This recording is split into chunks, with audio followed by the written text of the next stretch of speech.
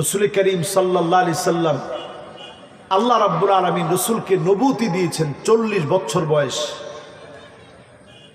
নবুয়তের পূর্বের সময়টা হাকিকাতান বাস্তবিক পক্ষে ওই সময় তিনি নবী ছিলেন। নবী ছিলেন কোন সময় থেকে?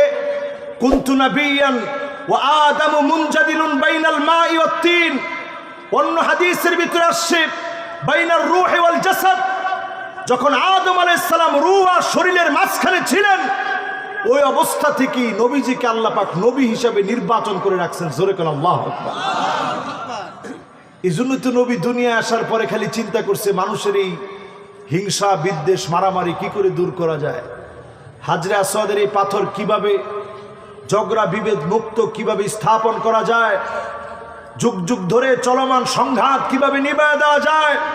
হেরা গুহায় তিনি ধ্যানমগ্ন থাকার জন্য চলে যেতেন, কারণ ওনাকে যিনি নির্বাচিত করে রাখছেন তিনি কে? আল্লাহ। হুকমান 40 বছর বয়সে কিতাব নাজিল করে সব বিষয়গুলোকে সুস্পষ্ট ভেঙে ভেঙে দিয়ে, মদ খেলে কি অপরাধ শাস্তি কি, জেনা করলে কি অপরাধ শাস্তি কি, সব বিষয়গুলো 40 বছর বয়সে নবীজির উপরে ওয়াহী নাজিল শুরু হলো। 13 বছর তিনি মক্কায় কাটালেন, 10 বছর মদিনায় কাটালেন।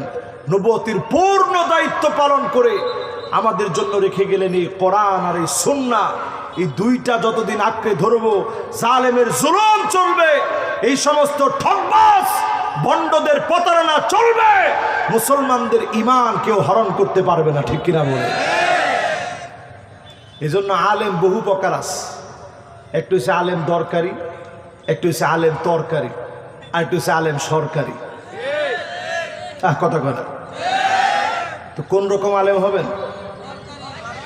তরকারি তরকারি দরকারি আলেম হওয়া লাগবে। তরকারি আলেম মানে মুযাবযাবিনা বাইনা যালিক লা ইলাহা ইল্লা ওয়া লা ইলাহা ইল্লা, এদিকেও আসি ওইদিকেও আসি, এরকম গোলালো মার্কা আলেম হওয়া যাবে না। আবার হককে হক জেনে চুপ থাকার মতো দুঃসাহস করা যাবে না। প্রয়োজনে বাতিলের সামনে নিজের জীবন বিলিয়ে দিয়ে আল্লাহর কালেমাকে উচ্চারণ করে তাওহীদের জন্য শহীদ হতে হবে। ঠিক কিনা বলে? কত নম্বরে জানি আসি? খেল আছে কত নাম্বার? 3 যারা বলেছেন অনেক নাম্বার নিয়ে ফেল করেছেন। কত নাম্বার বলবো? কয়টা গেছে? কয়টা? আল্লাহ একটুখানি সময় দিয়ে, ইনশাল্লাহ একজনে বললে এখন কিরম বৃষ্টি আসতে পারে আপনি জানেন? সবাই মিলে করেন ইনশাআল্লাহ। আল্লাহ আপনি দেখছেন কেমনি ইনশাআল্লাহ বলছে। আল্লাহর কি মায়া আপনি জানেন? আল্লাহর কি মায়া জানেন? এবছর পরিবেশবিদরা বলছে পৃথিবীর দিকে এল নিনো আসতেছে। এটা আমার বক্তব্য না, আপনারা নিউজ ঘেটে দেখবেন। এল নিনো মানে পৃথিবীর দিকে একটা খরা আসতেছে। খরা, একদিকে প্রচুর বৃষ্টিপাত হবে, অন্যদিকে খরা লেগে যাবে, তাপদাহ বেড়ে যাবে।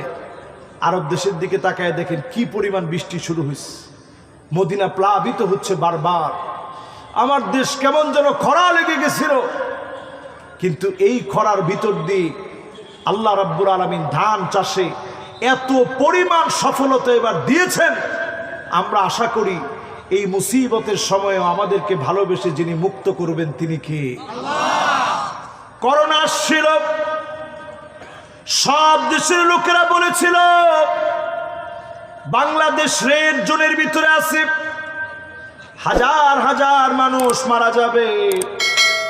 আমার দেশের লোকেরা বিনয়ের সঙ্গে মালিককে ডেকেছিল, মসজিদের সামনে গিয়ে দাঁড়ায় দাঁড়ায় কেঁদেছিল, আয় আল্লাহ ভুল করে ফেলেছি, অন্যায় করে ফেলেছি, আগে নামাজে যেতে পারি না, মসজিদ এখন বন্ধ হয়ে যাচ্ছে, আল্লাহ আপনি মাফ করে দেন।